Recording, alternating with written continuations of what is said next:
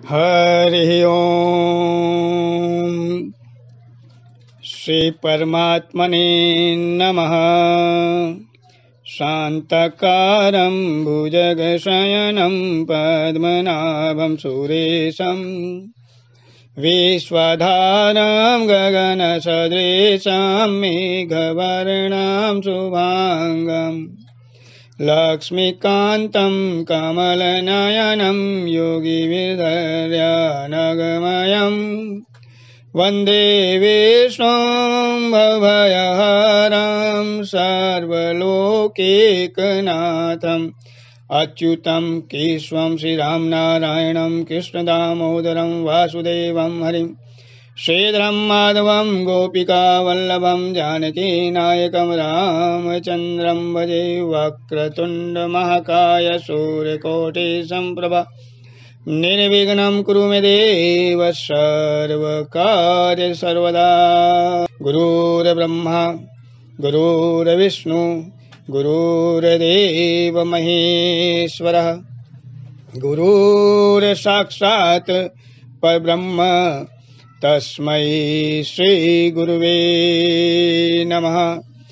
वसुदेवसुतं देवं कंसचाणूरमर्दनं देवकी परमानन्दं कृष्णं वन्दे जगद्गुरुं कृष्णं वन्दे जगद्गुरुं।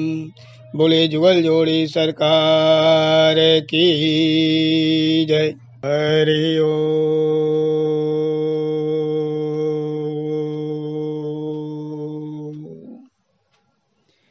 जितात्मनः प्रशान्तस्य परमात्मा समाहितः शीतोष्णसुखदुःखेषु तथा मानापमानयोः।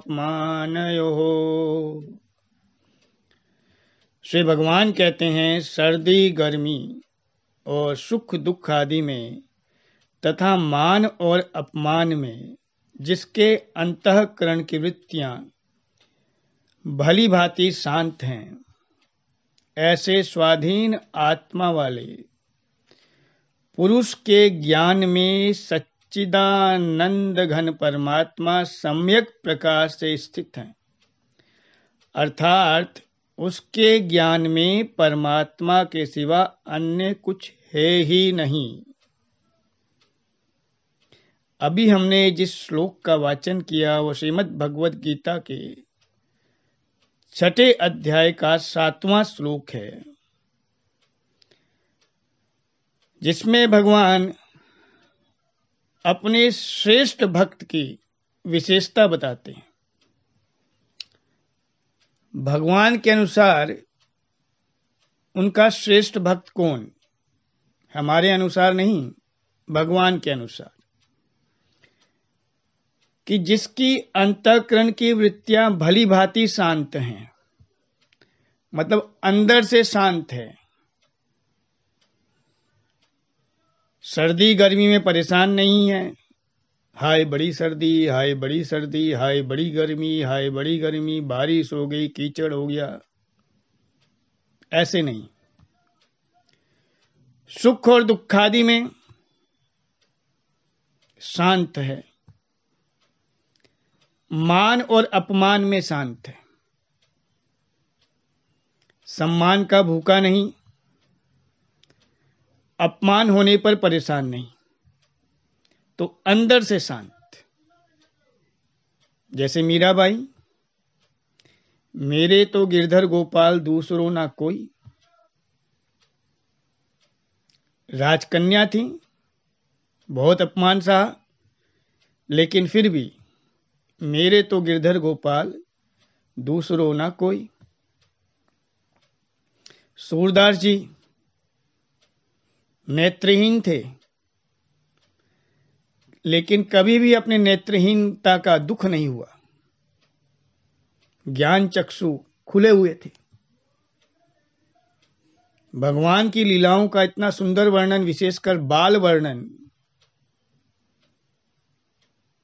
विश्व साहित्य में अनुपम है। मैया मोरी मैं नहीं माखन खायो, मैया मोरी मोहे दाऊ बहुत खिजायो, मैया मोरी कभुक बढ़ेगी चोटी। कितना सुंदर बाल वर्णन। पढ़ें तो लगता है कि जैसे हमारे घर का ही कोई छोटा बच्चा चंचलता कर रहा है। और ये बाल वर्णन सूरदास जी ने किया, जो नेत्रहीन,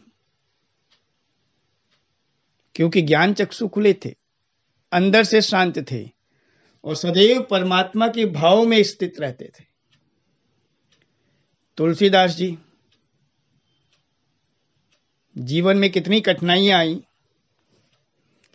लेकिन सिया राम मैं सब जग जानी, करहूं प्रणाम जोरी जुग पानी।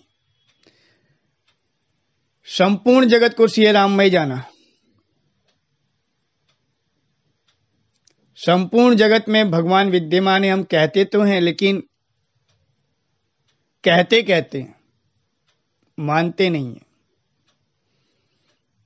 हम कहते हैं हम भगवान के भक्त हैं, रोज पूजा पाठ करते हैं, नियम से मंदिर जाते हैं, लेकिन क्या अंदर से शांत हैं? मंदिर में गए,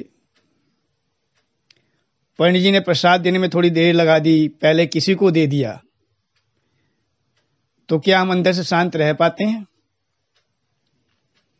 मंदिर में हम पूजा करने गए, हम अपनी पूजा कर रहे हैं, कोई दूसरा भागता भागता आया, हमसे आगे निकल गया, या हमसे जल्दी जल्दी पूजा करने लगा, या अपने मंत्र जोर जोर से बोलने लगा, या अपनी आरती जोर जोर से बोलने लगा, तो क्या हम अंदर से शांत रह पाते हैं? नहीं। हम बाहर से शांत रहने का दिखावा करते हैं, क्योंकि दिखावा इसलिए कि जब तक व्यक्ति अंदर से शांत नहीं है, वो पूर्ण रूप से शांत हो ही नहीं सकता। तो भगवान यही कहते हैं कि अंदर से शांत। अगर हम मंदिर में हैं तो मैं हूं और भगवान है और कोई नहीं है, ये भावना अगर अंदर तक विद्यमान हो तो किसी की भी आवाज हमें विचलित नहीं कर सकती। लेकिन हम बाहरी रूप से भगवान का पूजन अर्चन करते हैं, अंदर से दुनियादारी में प्रवेश किए होते हैं, उसके अंदर विद्यमान रहते हैं, तो हम बाहर से तो शांत दिखते हैं, लेकिन अंदर से शांत नहीं रह पाते। तो भगवान कहते हैं कि मेरा भक्त बनने के लिए, मेरे भाव में स्थित रहने के लिए अंदर से शांत रहने का प्रयास करो। एकदम नहीं होगा, धीरे धीरे होगा, लेकिन प्रयास करो। और जब अंदर से शांत हो जाओगे तो मेरे भक्त होगे, और तब भक्ति में और आनंद भी आएगा।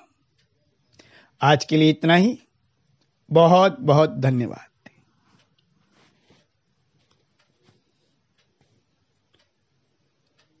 मन में जो भाव आया मैंने आपको व्यक्त करा। वाणी से कुछ गलत व्याख्या हुई हो तो उसके लिए क्षमा प्रार्थी। बोलिए बांके बिहारी लाल की जय। बोलिए आज के आनंद की जय। आह्वानं न जानामि न जानामि विसर्जनं पूजां चैव न जानामि संहितां परमेश्वर। मंत्रहीनं क्रियाहीनं भक्तिहीनं सुरेश्वर। यत्पूजितं मया देव परिपूर्णं तदस्तु मे। जय जय श्री राधे, जय जय श्री राधे, जय जय श्री राधे श्याम। बोले जुगल जोड़ी सरकार की जय। श्री हरे नमः, श्री हरे नमः, श्री हरे नमः। बहुत बहुत आभार।